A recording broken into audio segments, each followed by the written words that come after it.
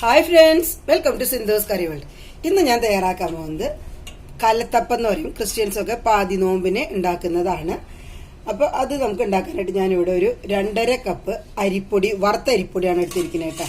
അതിലേക്ക് ഒരു 1/2 കപ്പ് ഉഴുന്ന് ഒരു 4-5 മണിക്കൂർ കുതിർത്തി വെച്ചതുണ്ട്. അപ്പോൾ അതൊന്നും ആദ്യം നമുക്ക് മിക്സിയിൽ അരച്ചെടുക്കാം. അപ്പോൾ നമ്മൾ എടുത്തു വെച്ച അരിപ്പൊടിയിലേക്ക് അത് 2.5 കപ്പാണ്. അതിലേക്ക് നമുക്ക് ആവശ്യത്തിന് ഉപ്പ് ചേർത്ത് കൊടുക്കാം. ഇനി നമ്മൾ അരച്ച ഉഴുന്ന് നല്ല പേസ്റ്റ് പോലെ നമുക്ക് അരച്ചെടുത്തതാണ്. അത് ഇതിലേക്ക് ചേർത്ത് കൊടുക്കാം.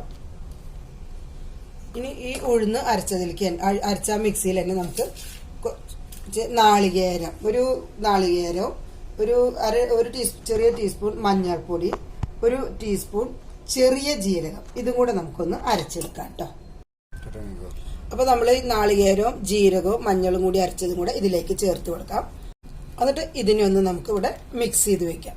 ആ സമയം കൊണ്ട് നമുക്ക് കുറച്ച് നാളികേരം ഇതേപോലെ ചെറുതാക്കി കൊത്തി നമുക്ക് അത് വറുത്തെടുക്കാം കേട്ടോ.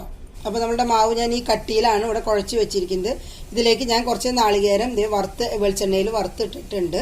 അതൊരു 10 മിനിറ്റ് ഞാൻ റെസ്റ്റ് ചെയ്യാൻ വെച്ചിരുന്നു. ആ സമയം കൊണ്ടാണ് നാളികേരം വറുത്തത്. ഇനി ഇവിടെ നമ്മൾ അതിലേക്ക് ആവശ്യത്തിനുള്ള ചുമന്നുള്ളിയും കൂടി വറുത്തെടുക്കുന്നുണ്ട്.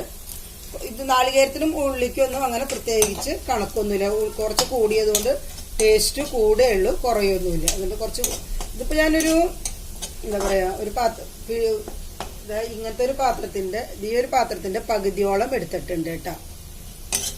അരിഞ്ഞിട്ട് എടുത്തിട്ടുണ്ട്. ഇപ്പോൾ ഇത് വറുത്തിട്ട് തന്നെ നമുക്ക് അറിയാം ഇത്ര ഉണ്ടെന്ന്. ഇനി ഇതിലേക്ക് നല്ലോണം നമുക്ക് കറിവേപ്പില ചേർത്ത് കൊടുക്കാം. കറിവേപ്പിലയും കൂടെ ഇടുമ്പോഴാണ് ഇതിന് നല്ലൊരു ഫ്ലേവറും ടേസ്റ്റും ഒക്കെ വരിക. ഇനി ഫ്ലെയിം ഓഫ് ചെയ്യാം. ഈ വെളിച്ചെണ്ണ, ഇനി നാളികേരം ഞാൻ വറുത്ത് കോരി എടുക്കുകയാണ് ചെയ്തത്. ഇതിലിപ്പോൾ നമുക്ക് ആ വെളിച്ചെണ്ണ അടക്കം നമുക്ക് ഇതിലേക്ക് ഒഴിച്ചു കൊടുക്കാം കേട്ടോ. കൂട്ടിലേക്ക് നമുക്ക് കുറച്ചും കൂടെ വെള്ളം ആവശ്യമുണ്ട്, അതും കൂടെ ഒഴിക്കാം. അപ്പോൾ നമുക്ക് ഇതൊന്ന് മിക്സ് ചെയ്തെടുക്കാം. ഈ സമയത്ത് നമുക്ക് ഇതിലേക്ക് ഉപ്പ് ആവശ്യത്തിനുണ്ടോ എന്ന് നോക്കണം കേട്ടോ. ഉപ്പ് വേണം ഇതിന്, കുറച്ചല്ല നല്ലതുപോലെ, കാരണം ഇത് ഉപ്പാണ്, ഇതിൽ മധുരം നമ്മൾ ചേർക്കില്ല. ഇനി ഇത് നമ്മൾ 2 തരത്തിൽ നമുക്ക് ഈ മാവ് കൊണ്ട് ചെയ്യാം. ഒന്നല്ലെങ്കിൽ നമുക്ക് കോരി ഒഴിക്കാം, നമ്മൾ അപ്പച്ചെമ്പിലൊക്കെ കോരി ഒഴിക്കാം. അതിനാണെങ്കിൽ ഇത്തിരി കൂടി അളവ് വേണം. ഇപ്പം ഞാൻ കോരി ഒഴിക്കുകയല്ല, ഞാൻ കാച്ചി ഒഴിക്കുക എന്ന് പറയും. അങ്ങനെയാണ് ഞാൻ ചെയ്യുന്നത്. ഒരു പാൻ അടുപ്പത്ത് വെച്ചിട്ട് മറ്റേത് കോരി ഒഴിക്കുക, നമ്മുടെ അപ്പം വട്ടയപ്പൊക്കെ കോരി ഒഴിക്കുന്ന പോലെ കോരി ഒഴിക്കാം. എങ്ങനെ വേണമെങ്കിലും നമുക്ക് ചെയ്യാം. ഞാനിവിടെ കാച്ചി ഒഴിക്കുകയാണ് ചെയ്യുന്നത്. അപ്പോൾ നമ്മളുടെ മാവ് അപ്പം കോരി ഒഴിക്കാനായിട്ട് ഞാനൊരു പാൻ അടുപ്പത്ത് വെച്ചിട്ടുണ്ട്.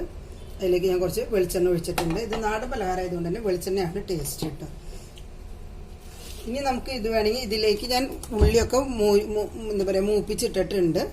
അല്ലെങ്കിൽ നമുക്ക് ഇതിലിപ്പോൾ അപ്പോൾ തന്നെ കുറേശ്ശെ മൂപ്പിച്ചെടുക്കാം. അങ്ങനെയും ചെയ്യുന്നവരുണ്ട് കേട്ടോ. ഇപ്പോൾ നമുക്ക് ഹൈ ഫ്ലെയിമിലാണ് വെക്കേണ്ടത്. അത് ഹൈ ഫ്ലെയിമിലിട്ടിട്ട് ഞാൻ മൂടി വെച്ചിട്ടുണ്ട്. ഒരു 2 മിനിറ്റ് കഴിയുമ്പോൾ നമുക്കിതൊന്ന് ലോ ഫ്ലെയിമിലാക്കിയിട്ട്, കാരണം ലോ ഫ്ലെയിമിലാക്കിയില്ലെങ്കിൽ എന്താ കുഴപ്പം വെച്ച് കഴിഞ്ഞാൽ അതിൻ്റെ ഉള്ളിൽ മൊരിഞ്ഞ് കിട്ടില്ല, വെന്ത് കിട്ടില്ല, പുറം മാത്രമേ മുരിയുള്ളൂ. അപ്പോൾ ഉള്ളും കൂടെ വേവാനായിട്ട് ഒരു മീഡിയം ഫ്ലെയിമിലിട്ടിട്ട് ഒരു 5 മിനിറ്റ്, അത് കഴിയുമ്പോൾ നമുക്കൊന്ന് തിരിച്ച് മറിച്ചിട്ടിട്ട് ഒന്ന് നോക്കിക്കഴിഞ്ഞാൽ അറിയാം. അത് നോക്കിയിട്ട് വേവിക്കാം കേട്ടോ. അപ്പം നമ്മളുടെ ഇത് ഒരു സൈഡായിട്ടുണ്ട്. നമുക്കിതൊന്ന് തിരിച്ചിട്ട് കൊടുക്കാം.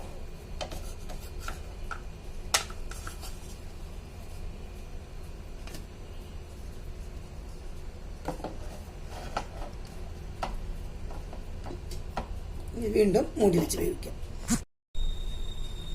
അപ്പോൾ നമ്മളുടെ ആദ്യത്തെ സെറ്റ് ഇട്ടത് വെന്തിട്ടുണ്ട്.